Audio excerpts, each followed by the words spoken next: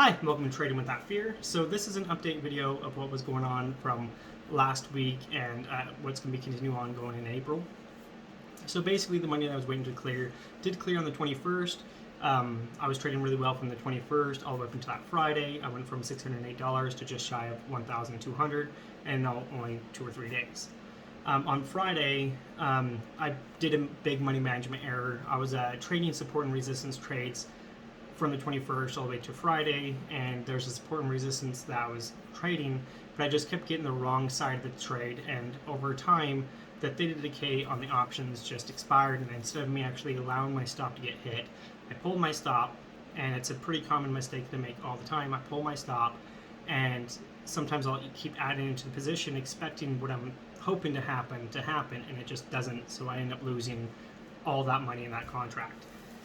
So after that trade, my computer ended up having some bad RAM in it, so the computer wasn't booting, and I do work from home, I work remotely, and so my job is pretty important. That's what allows me to be a full-time dad for my son. So I decided I'm going to take some of the money out to replace the RAM, because with that 30-day window with Amazon, it expired, so Amazon wouldn't give me any refunds, and the manufacturer wouldn't give me any replacements or anything like that, so I had to just scrap the RAM, buy new ones. So I would take some money out. So on Monday, I think mentally I was trying to chase the losses that I did on Friday, plus trying to make back the money that I had to transfer out of my account to buy the RAM. And so I did another money management error, and I lost some more money. This time was also not as big as Friday, but it's still pretty decent size. So I currently am at $298 from a $600 original position. And so I decided I'm just going to stop trading for the time being. I have to refund my account again in April to make sure that I'm over that $500 mark, so that way I have live data again.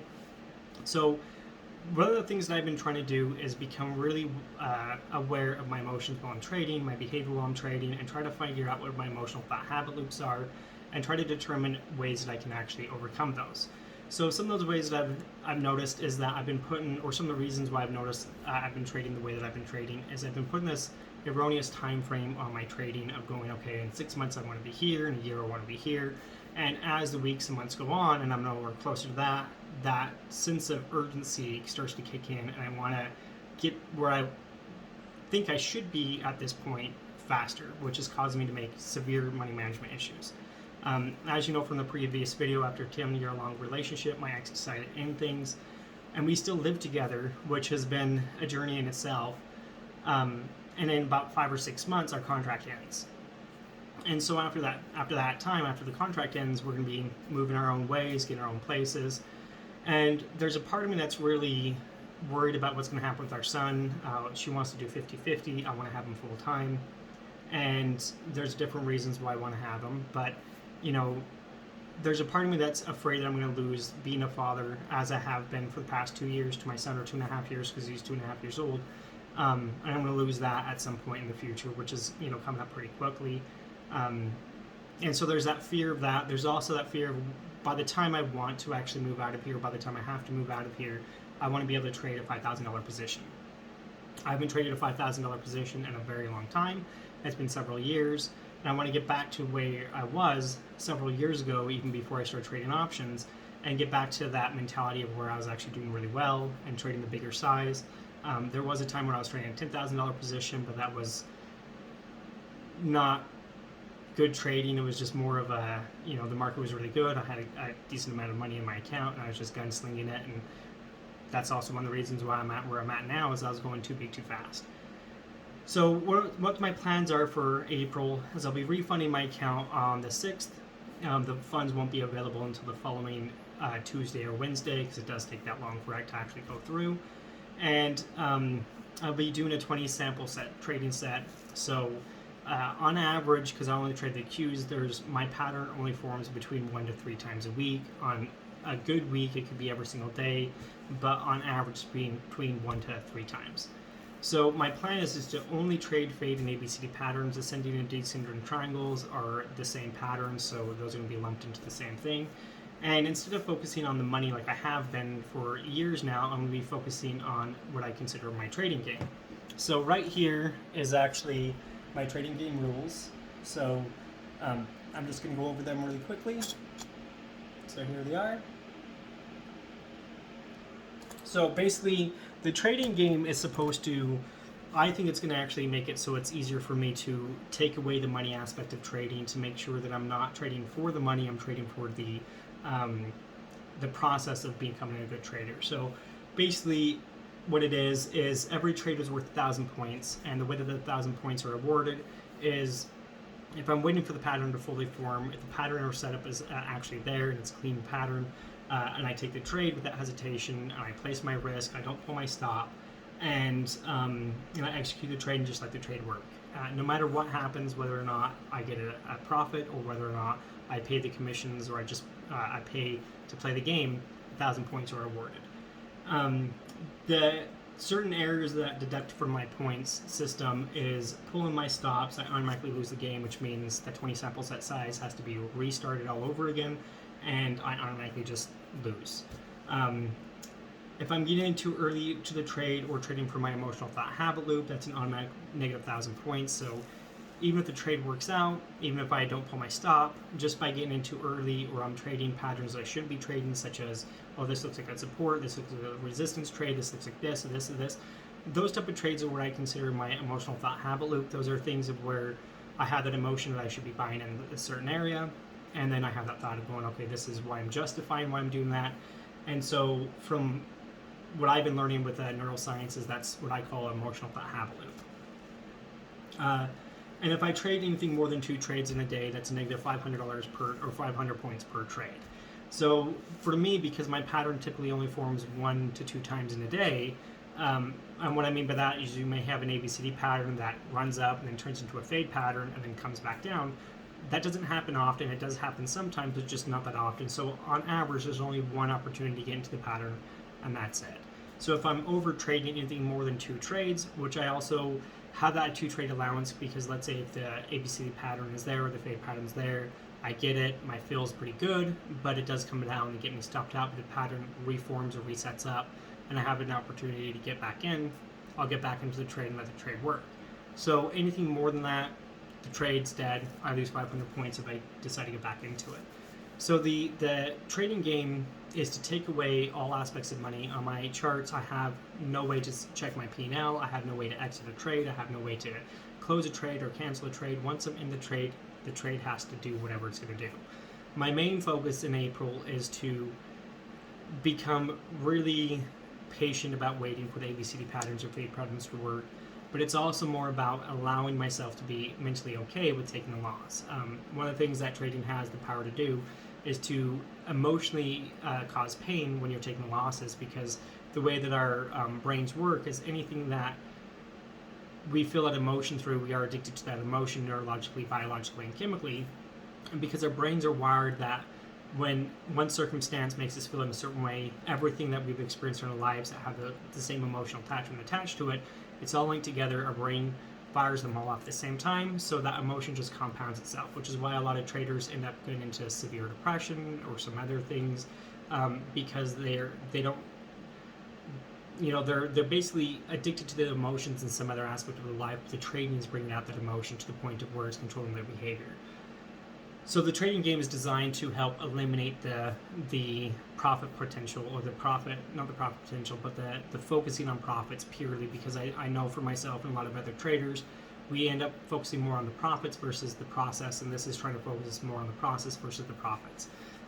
With the 20 sample set size, it's also done, Mark Douglas has done it, he talks about it. This is also where I learned that from, was Mark Douglas. And I've done it in the past. It's actually really helped my trading. So my plan is to do it until there's no conflict or reservation about me taking the patterns or waiting for my patterns, and just becoming really consistent in doing that. And one of the other things that I noticed is, as I'm trading, I'm kind of fearful of my system. I know my system works on the Excel spreadsheet. I've backtested it, I've forward tested it. I know the system works. One of the things that I want to do is being able to stay in a trade for the big home run wins, the 400, 500, 600, 1,000% gains in a day. And they don't happen that often. They do happen, 1 to 2 times a week, sometimes more. But what I want to do is stay in the trades as long as I possibly can to take advantage of whatever time these actually do happen, and just be able to, to get whatever I can get from the move at that point.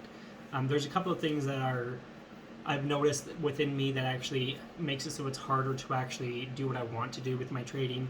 One, Interactive Brokers has a set time frame that if you don't have enough capital in your account to basically exercise the options, they will automatically liquidate your position after 12:30 my time. It also depends on how quickly that stock is moving in your favor.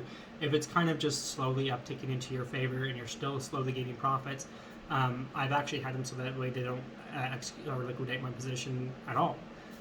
There's other times as where it's slowly going up and all of a sudden all this volume comes in, they'll liquidate the position pretty quickly. Which is kind of frustrating because there's been times where I've missed out of a huge profit because they liquidated my position too early. Instead of actually looking at it as some sort of negative thing, I know that Interactive Brokers is the best broker for my type of a system, my type of strategy. So I'm just looking at it as, this is something that if I want to continue trading when I'm trading and use the platform that I'm trading with, and trading the system that I want it to be traded as, I'm going to have to just deal with that. It's not a guarantee, it's just sometimes it could happen. The other thing is because I'm aiming for these really high profit potentials and they don't happen all the time. There's times where, the trade may only give me a 110% profit potential, which means I'm only scaling out twice. So if I have 10 contracts that say a $500 position and I only get 2 contracts off, which is only $100, I'm losing 15% on whatever is left over, those like 8 contracts left. So instead of actually me, being in a profit, I might be in a small profit or a very small loss, or maybe even a break even, just depends. And so that's kind of frustrating where there was a profit potential. I only took off 2 contracts, and because the trade didn't work out in my favor, I either finished on a smaller green day or a small red day. But what I want to do is get to the point where I trust my system fully.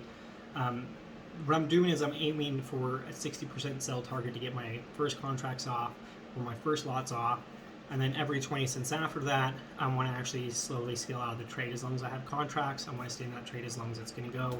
Once that reaches 250% from my original buy order, it's going to automatically bring my risk up to 150% because through my data, I realize that once it gets 250% profit potential, there's a much greater chance of it continuing on.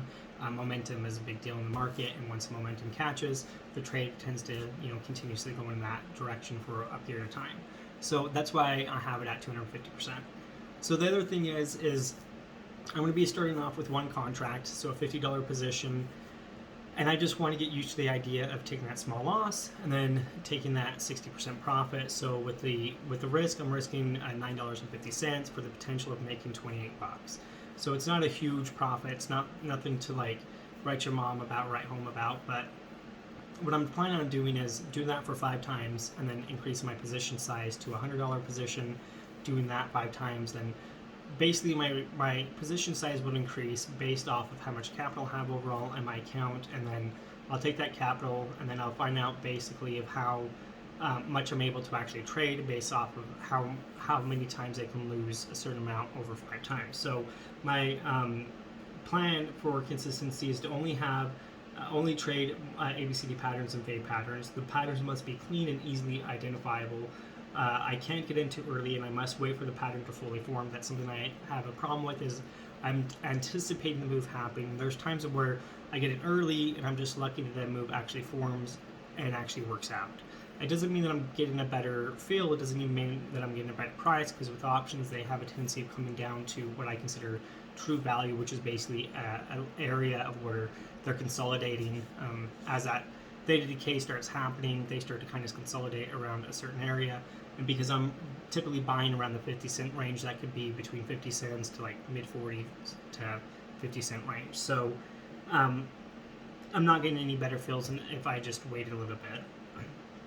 I'll be buying the patterns without any hesitation, reservation, or fear. I'm just going to let the trade work. That's my trading plan. My risk management will be to learn to trust my system slowly. I'll take 1 trade, 1 contract at $50 and with risk 15%.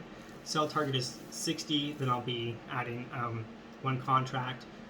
And I will not change anything about my system at all until I actually become confident that either something needs to be changed or that something until I either get confidence in it or realize, hey, either I need to start reducing my amount that I'm scaling out of. So if instead of going at 60%, I might start scaling at 40%. And I do keep bouncing around in my head and even in my trading, like, okay, I'm going to go for 60% this time or 40% next time. And I just think it's more lines of I just don't trust what's going on. Based off of the data, there's almost 100% chance of it reaching at least that 60% mark with the patterns that I trade. My money management is sizing up based on the account size.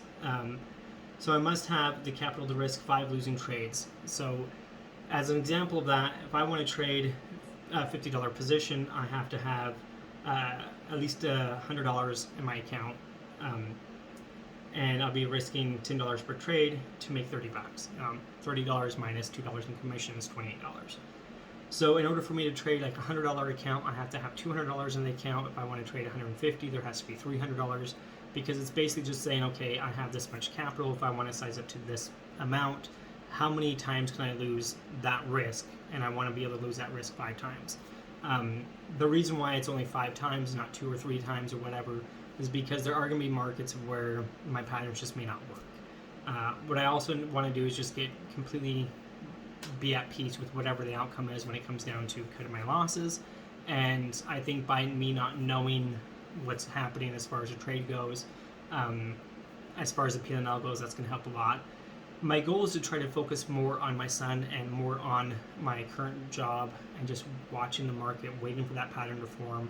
And one of the things that I noticed when I was doing a paper trading right after my ex and I broke up, that I wasn't really showing anyone any of this information, was I just didn't care. There'll be times of where I would open up the brokerage account, see a perfect pattern, an ABCD pattern or fade pattern, take the paper trade, shut down the brokerage account, and be like, 5 o'clock rolls around, I wonder how I did, open up, and bam, there were some profits or a small loss or whatever it was.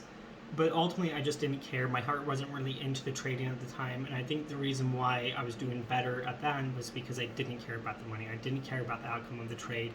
And I did take a $1,500 account over the course of several months and turned it into $60,000. And I was like, well, why could I do it then, but I can't do it now? Even on a paper account, I'm struggling to maintain that consistency. And I realize it's because I'm placing this stupid restriction on time and this need to say, okay, at this time I have to have this much money, or I have to have this much money in my account. My goal is to try to make close to $100,000 or $100,000 by the end of this year to early next year. And I would like to have around $50,000 to $60,000 before I move out or shortly after I move out of this house. I have to buy I have to buy a car, I have to buy all new furniture, I have to buy everything for my new house. And ultimately, I would like to actually purchase a house instead of renting. So I have all these plans that could also be weighing really heavily on what my goals are, but I know realistically it is possible for me to have all these things. I just need to be able to get to the point where my mental state of mind and my desire are matching, and those things will actually come. So that's pretty much it for this video. That's what my plans are in April. I hope you join me on this journey. I'll be showing you, when I'm recording the trades, I'll probably end up just taking the trade, fast forwarding everything, do commentary afterwards, and post it later on. One of the things that I did realize was that when I'm recording the trades and I'm talking, even though there's nobody really in the room, for whatever reason, it makes me feel like I have to take a trade because I'm publicly showing it to everyone, even though it's not something I should be thinking of, it is something that I feel like I'm obligated to take a trade. So what I'll probably end up doing is either not recording the videos and doing commentary after the fact, showing the chart, showing where I entered and exit, or I'll actually be recording the videos, speeding up so that way the time frames are reduced down, except for the areas where I'm entering and letting the trade work, whatever happens. But basically, I just want to cut down the time frames of, instead of a couple of hours for a whole trading day, try to shorten down the videos. That way they're still educational, but making sure that, because even the other ones, they're and combined like 10 minutes of commentary or less, but they're just too long of videos. And even when I'm watching them, there's no sound or anything like that, so they're kind of boring to watch. I mean, I watch them because it's just like replaying the day's price action. So I don't want to keep doing that. I want to make them a little bit more educational, reasons why I got in, what was going on, and going over a little bit more of how I did on that day or whatever. I may still actually record it, that way you can see what I'm doing live versus me saying this is where I entered, this is where I did. You can actually see in full disclosure that I waited or I didn't wait or whatever happened. You guys can actually see that. And in those sections where I purchased it, I'll do the normal speed, and then if the trade works out really quickly, I'll just let the trade work out at normal speed. If it takes a little bit longer, I'll speed it up until it gets to that point. So that's pretty much it. Hopefully you guys had a great trading month, and we'll see you next month, and have a good day. Bye.